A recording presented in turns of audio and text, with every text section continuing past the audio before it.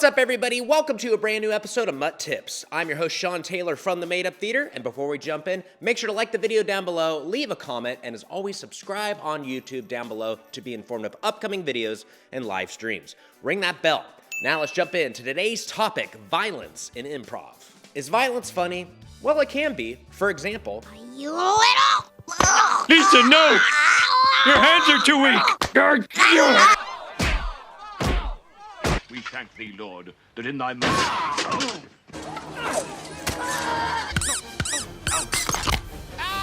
but is violence in improv funny? Well, again, it can be. There are generally two types of violent moments that I've noticed in improv scenes, and that's violence that heightens and violence that ends.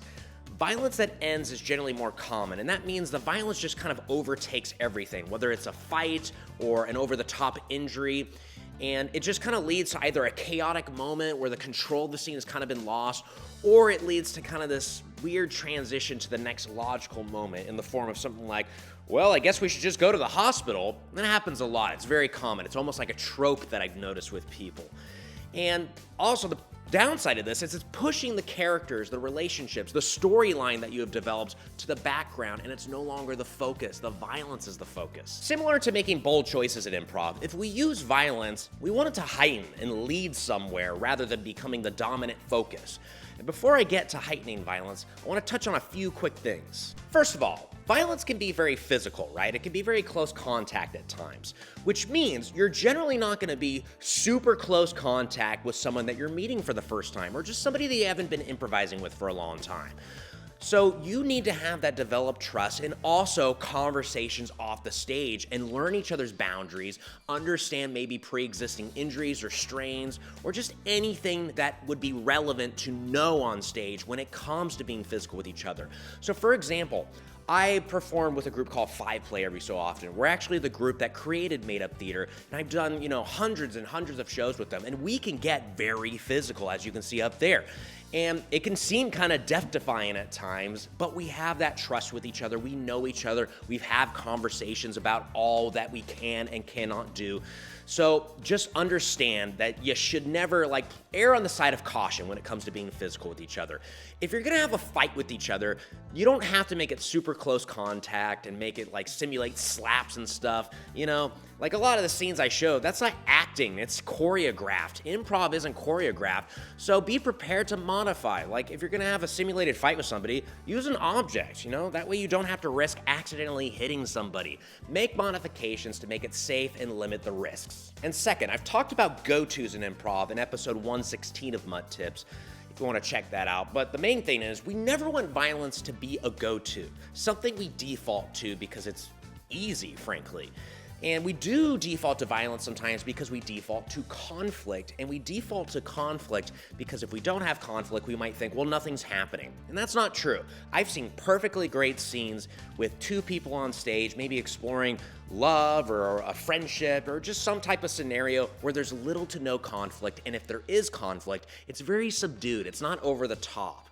And those are great scenes to watch. I'm invested in it because they're invested in each other and they don't force that conflict in there.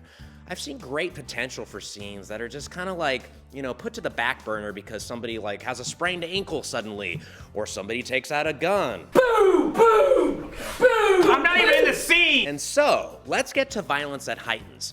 I think violence is most effective when it's earned, when we make choices and build upon each other's choices and respond to each other's choices that leads to that first metaphorical punch. That is satisfying to me when I get to see the process and see the reactions to offers and build it up until something big happens. And to touch on this, I'm actually going to reference a TV sitcom of Everybody Loves Raymond.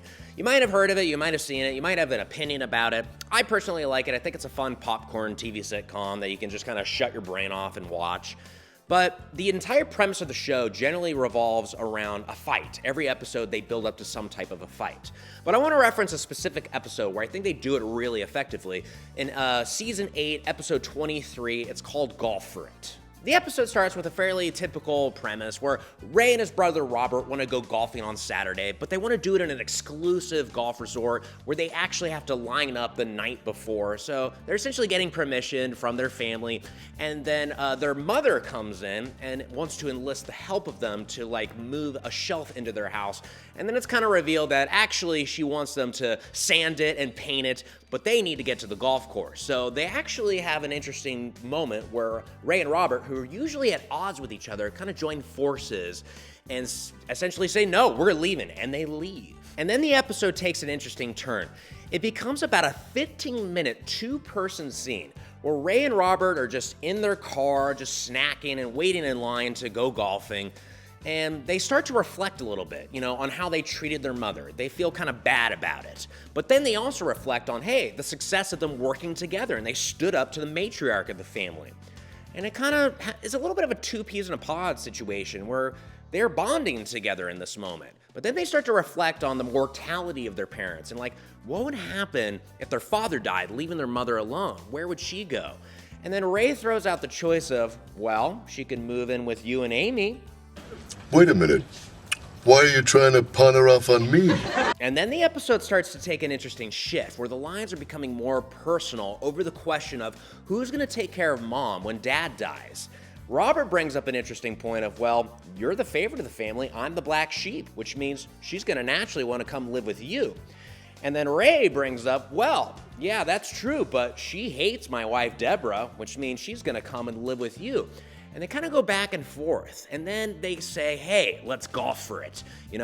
When they start golfing in the morning, it's going to have stakes now. The loser gets mom. And then it kind of builds up to a point where, they bring up the fact that she could die one day.